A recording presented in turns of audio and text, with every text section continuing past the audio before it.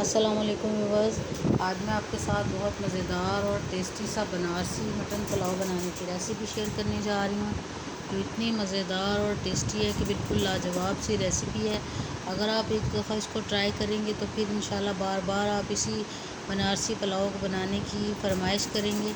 तो चलिए व्यूअर्स, अपनी आज की इस रेसिपी को शुरू करते हैं। बिस्मिल्लाहिर्रहमानिर्रहीम। तो इसको बनाने के लिए सबसे पहले हम इसकी यखनी तैयार कर लेंगे। और ये हाफ़ के जी से थोड़ा सा ज़्यादा है मटन मेरे पास।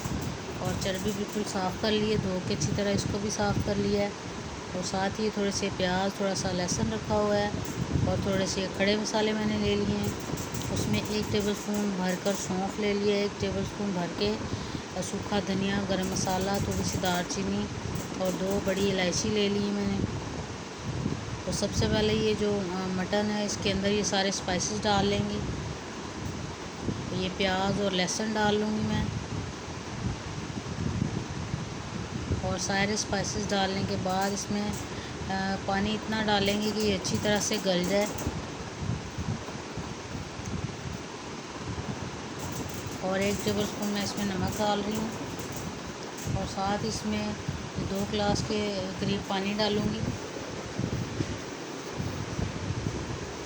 और इसको अगर हल्की आंच पे रखें तो पूरे करीबन 1.5 घंटे में ये गल जाएगा। और अगर आप प्रेशर कुकर में रखेंगे तो पूरे 25 मिनट में अच्छा सा ये गल जाएगा हमारा मटन।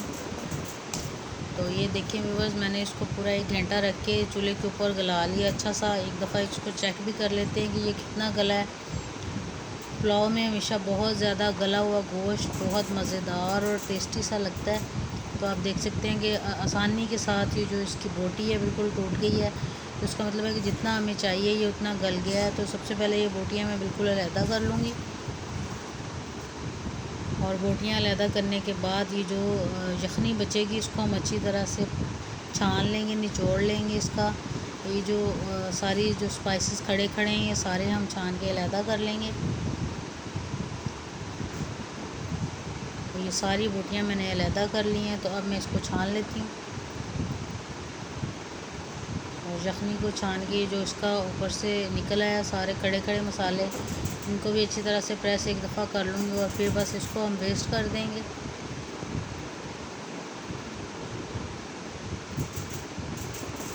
और दूसरी तरफ व्यूअर्स, मैंने थोड़ा सा प्याज है उसको थोड़ा सा गोल्डन फ्राई कर लिया है। तो उसको मैं अब चूल्हे से निकाल लेती हूँ उसको भी।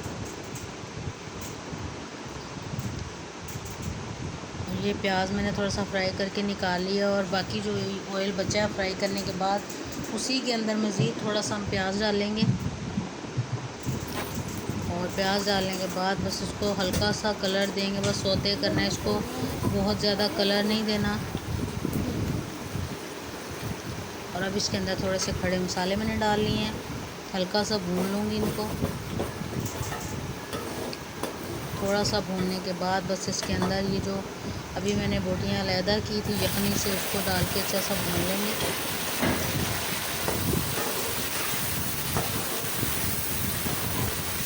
साथ ही व्यूअर्स, आपसे मेरी रिक्वेस्ट है कि अगर आप मेरे चैनल पर नए हैं, फर्स्ट टाइम मेरे वीडियो को वॉच कर रहे हैं, तो ज़रूर मेरे चैनल को सब्सक्राइब कीजिएगा। और अब इसके अंदर 1 टेबलस्पून अदरक लहसुन का पेस्ट डाल रही हूँ मैं। और इसको भी डालने के बाद मज़ीद अच्छा सा भून लेंगे इसको।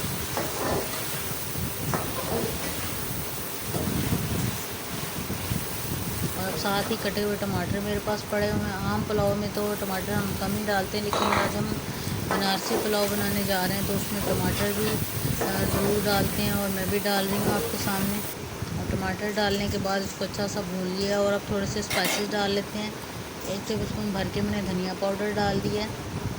1 टीस्पून फुल भर के काली मिर्च दरदरी सी पिसी हुई डाल ली है। और ये दड़ा मिर्च चिली फ्लेक्स जो होते हैं वो डाल लिए मैंने। और अच्छा सा इसको मिक्स कर लूँगी। और साथ ही ये दही रखा हुआ है थोड़ा आधी प्याली के बराबर, इसको डाल लूँगी। और अब इसको मज़ीद थोड़ा सा इतना ज़्यादा भूनेंगे कि ये अच्छी तरह से टमाटर हमारे गल जाएँ। और अब टमाटर करीबन गल गए हैं। तो अब इनके अंदर ये मैंने हरी मिर्च का पेस्ट है उसको डाल लिया है। इसमें लाल मिर्च पाउडर हम बिल्कुल इस्तेमाल नहीं करेंगे। और अब इसको मज़ीद थोड़ा सा भून लूँगी। और अब इसके अंदर ये जो यखनी हमने अभी निकाली थी उसको अपने चावलों से दुगना माप के डाल लेंगे। 1 किलो चावल मैंने लिए हैं तो उसी हिसाब से मैंने पानी डाल लिया है। यखनी के बाद भी थोड़ा सा पानी मैंने ऐड किया और अब पानी को अच्छा सा उबाल आ गया है। चावल मैंने भिगो के रखे हुए थे, अब मैं अंदर डाल दूँगी इस पानी के, और सारे चावल डालने के बाद एक दफ़ा हिला लेंगे इनको। और अब मज़ीद थोड़ी सी पुदीने की पत्तियाँ मैंने रखी हुई थी वो डालेंगे ऊपर से। और तेज़पात रखा हुआ था उसको मैंने मसाले में फ्राई नहीं किया, क्योंकि बाद में इसकी जो खुशबू है बहुत अच्छी, टेस्ट भी बहुत फ्रेश सा आता है, तो इसलिए मैंने पहले नहीं डाला। तो अब एक दफ़ा चेक कर लेंगे पहले हम अपने चावलों को, और 1-2 दफ़ा हिला लेंगे बीच बीच में से। पानी करीबन खुश्क होने वाला है, और जो ही पानी खुश्क होगा तो हम इसको दम लगा लूँगी मैं। अभी करीबन पानी था, एक दफ़ा और हिलाने के बाद अब इसको दम लगाएंगे हम। और आप देख सकते हैं कि पानी बिल्कुल खुश्क हो गया। अब चूल्हे की आंच बिल्कुल हल्की कर देंगे, और अगर आप तवा रखना चाहें तो तवा भी रख सकते हैं। तवे के ऊपर बड़ा अच्छा सा दम आ जाता है।